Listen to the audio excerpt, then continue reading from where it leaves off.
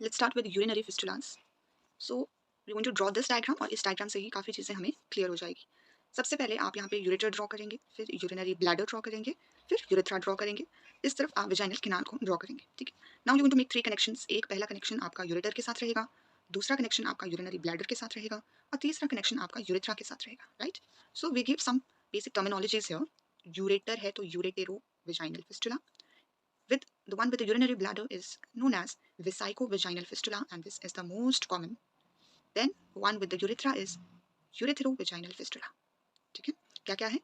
Uretro-vaginal fistula, vesico-vaginal fistula and urethra है वो. ठीक है. So urethro-vaginal fistula.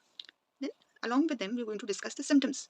अब अगर यूरेटर के साथ कनेक्शन है, ठीक है, तो जब भी ऊपर से यूरिन कलेक्ट होके आएगा वो यहाँ से आपके विजाइनल वॉल से होते हुए नीचे विजाइनल ओपनिंग से बाहर आ जाएगा. So there is going to be constant dribbling of urine from vagina. ठीक है. लेकिन दूसरा यूरेटर भी तो है हमारे पास. ठीक है. यूरिनरी ब्लैडर फिल होगा, रिफ्लेक्स जनरेट होगा and then there is going to be normal urination. ठीक है. अब दूसरे वाले पे आ जाओ, वेसाइको विजाइनल फिस्टुला. अब ये तो ब्लैडर के साथ है, तो जैसे ही ब्लैडर यहाँ तक फिल होगा या जहाँ तक भी कनेक्शन होगा वो सारा आपका विजाइना के थ्रू बाहर आ जाएगा.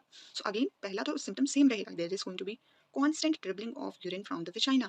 लेकिन आपका ब्लैडर तो कभी फुल हो ही नहीं पाएगा, रिफ्लेक्स कभी जनरेट हो ही नहीं पाएगा, तो there is going to be no normal urination. ठीक है. और सबसे लास्ट है यूरेथ्रा. ठीक है. यूरेथ्रा. अब हर टाइम अगर आप नॉर्मल सिचुएशन भी देखें, हर टाइम थोड़ी यूरेथ्रा ओपन रहता है, वो क्लोज होता है. ठीक है. So there is going to be no constant dribbling of urine from the vagina.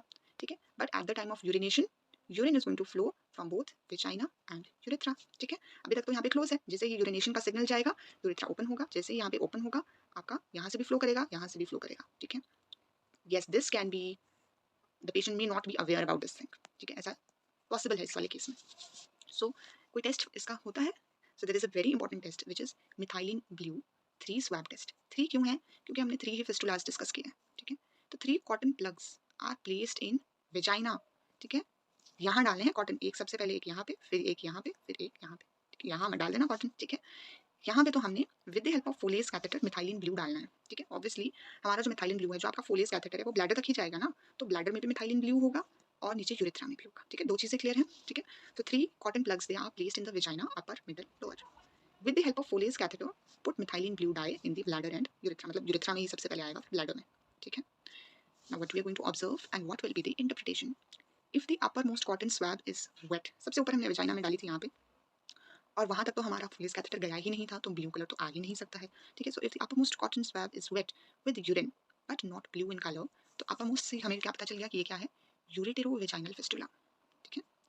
If middle cotton swab is weight plus blue, if what, middle वाला, या मिडिल या लोअर दोनों ही हो सकते हैं, लेकिन ऑब्वियसली मिडिल वाला है तो ऊपर वाले से ही हम डिटरमाइन करेंगे वेसाइको वेजाइनल फिस्टुला. तो इसमें वेट भी है और ब्लू भी है. लेकिन if only the lower cotton swab is weight plus blue, सबसे नीचे वाला, तो वो एक यूरेथ्रो वेजाइनल फिस्टुला है. ठीक है. अब सबसे कॉमन हमारा वेसाइको वेजाइनल फिस्टुला है, तो हम उसी को डिस्कस करेंगे कि क्या कारण है, क्यों बनता है ये. तो it depends according to your developed countries. वहाँ पे surgery is the most important cause, hysterectomy.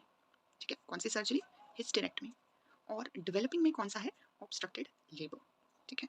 तो हम इन्वेस्टिगेशन ऑफ चॉइस सिस्टोस्कोपी रखेंगे, जिससे हमें साइट और साइज का पता चल जाएगा. How you going to manage depends upon the time of repair. ठीक है. जैसे कि ड्यू टू ऑब्स्ट्रक्टेड लेबर अगर है तो आफ्टर 6 वीक्स, क्योंकि 6 वीक्स तक आपका अगर कोई इन्फेक्शन के चांसेस या इन्फ्लेमेशन के हैं वो सबसाइड कर जाएंगे डिलीवरी के बाद. ठीक है. तो अगर ऑब्स्ट्रक्टेड लेबर है, ऑब्स्ट्रक्टेड लेबर किस में था? डेवलपिंग कंट्रीज में था, तो हमें 6 वीक्स का वेट करना पड़ेगा.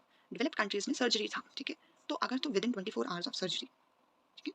सो it came to notice within 24 hours, तो आप इमीडिएट रिपेयर करेंगे. आफ्टर 24 आवर्स, एक दिन के बाद, तो now you have to wait for 6 weeks. And if it is due to radiotherapy then you have to wait for 12 months.